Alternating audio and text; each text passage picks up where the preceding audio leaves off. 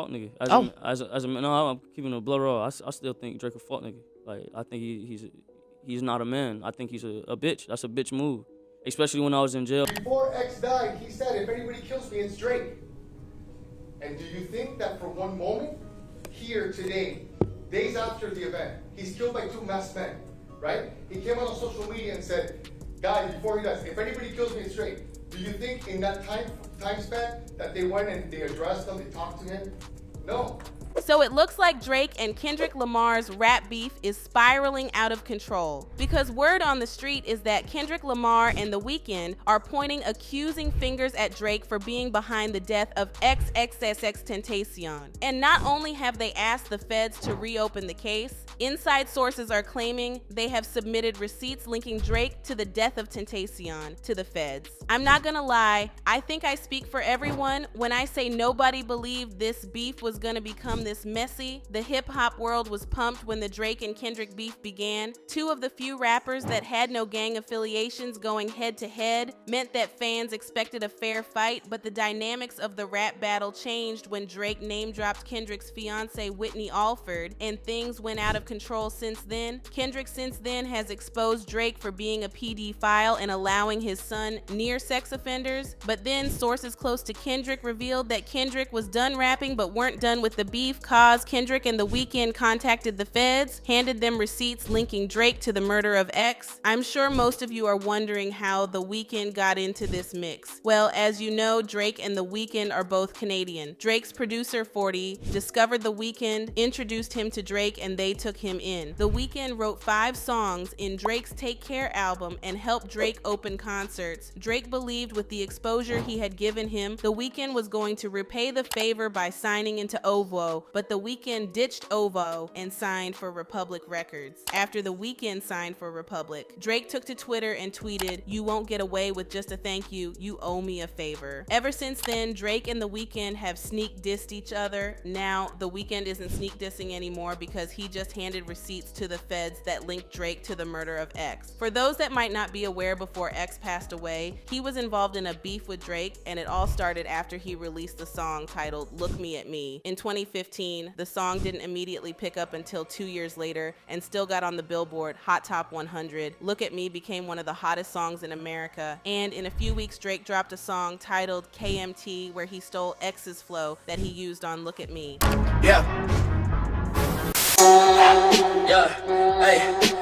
Fans dragged Drake for bidding X flow, and during an interview with DJ Semtex on OVO Sound Radio, Drake said, "I listened to Look at Me and I'm like, okay, I see where people could draw this comparison off of the first 2 lines, whether it be cadence or the rhyme pattern or whatever." Drake said, "It's crazy that people think that after all this time, after all I've been through, that I'm the type of person to go and take that and make it my own. I'm not stupid. I'm not a shit person like that." X then took to Twitter to drag Drake for bidding his flow. He said, "I'm not the first guy he bit, nor will I be the last. Drake is a coward. Money don't buy respect." Now this guy is trying to play it safe and play it innocent. It's cool. We all know Hotline Bling was a bite of cha-cha. Drake's career is almost over. He better start investing money into real estate, cause once it is all over, he really gonna see the fake love. So months later, X uploaded this video to his YouTube channel.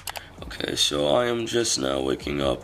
I am tired as hell, but today I'm gonna be vlogging because I'm gonna be going to a foster home, and I'm gonna be donating a bunch of clothes, a bunch of PS4s, like shoes, just different things to the kids. I'm gonna donate like a bunch of stuff to them. So I was just gonna record it because I never really record any of the good things I do, and not only that, I really wanted to not only record it just to set some sort of positive energy in the air, but also to kind of influence other people to do it as well. I was actually gonna start a movement called the Help. But then a few days later, Drake took to his Instagram story and wrote, "I am not into challenges on IG. I find them annoying, but today I am going to challenge everyone to just go out and do something for someone, anything, the smallest thing, just to bring another human being some joy, and please tag me in it somehow so I can see all the love being spread." You don't have to play the song in the background or have some hashtag. This isn't about streams and all the other tactics being used. Just go be kind in any way you can, and let's all watch the world be be nice to each other, even if it's for 24 hours. Thank you. This looks similar to what X was doing with the Helping Hand challenge, and at this point, it felt like Drake was trolling X, or he was shamelessly biting his stuff, and a few weeks later, Drake dropped the video to God's Plan with visuals similar to X's Helping Hand challenge. But then hours after the video dropped, X took to Instagram and wrote on his story saying, "If anyone tries to unalive me, it's Champagne Poppy. Am snitching right now." X would later go to live on Instagram to reveal he wasn't mad at Drake for the God's Plan video. He said, "I don't want anybody to take my remarks to Drake as a diss in any shape or form, because I am actually really happy about what he did for the city.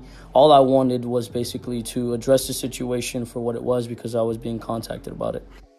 Also, another thing, I am very, very, very grateful, and I am glad at least Drake was able to be publicized for the good that he's doing for the city, and I'm just glad that some sort of positivity was being publicized, so I am very, very grateful. On a FaceTime call with DJ Acadremix, X claimed if he was not in jail, Drake won't have released the song, as he would have gotten to him and beat him. Don't forget, bro, I'm 19 years old.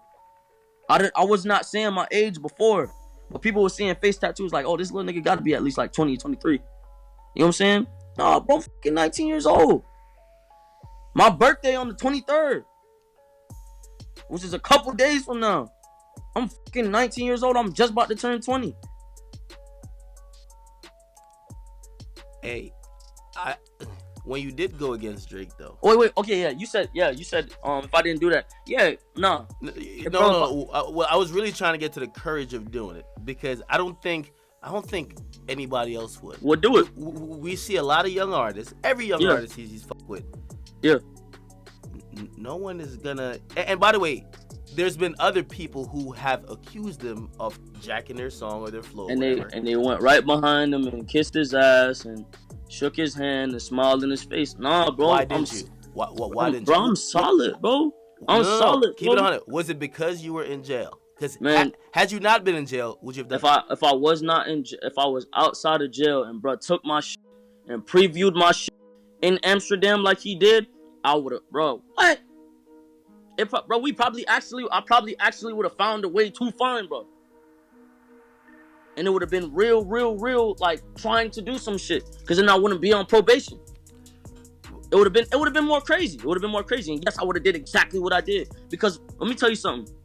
Getting out of jail and not wanting to go back to jail put a restraint on my mind. You know what I'm saying? It put a restraint on my mind. So it made me not do certain things. Bro, before I was fucking reckless, bro. Let me tell you something, bro. I was fucking reckless, bro. I didn't give a fuck, bro, about nothing, bro. Because I ain't have no family telling me what to do. You know what I'm saying? I have family, but I ain't have family. You know what I'm saying? Nobody could tell me nothing, bro. I was moving on my own, doing everything on my own, and I was fucking psychotic, bro. And that's why I tell people, like, yeah, I don't blame y'all if y'all fucking hate me. You could choose to hate me. But I'm evolving slowly but surely. Not even slowly, nigga. I'm evolving fast. Yes, the shit's still there. Yes, the anger is still there, but I know how to deal with it. Now I've turned it into compassion for others. I drive my anger and I make sure it's towards something positive. And I make sure, like, if I'm angry, bro, I'm gonna make sure I drop the fucking greatest songs I can for these kids so I can see they smiles on their fucking faces. You know what I'm saying? I'm gonna put that compassion into something else. I'm not gonna let that drive me to destroy myself, because then I'm destroying over a fucking million kids, bro. So yes, before, yeah, bro, it would have been worse.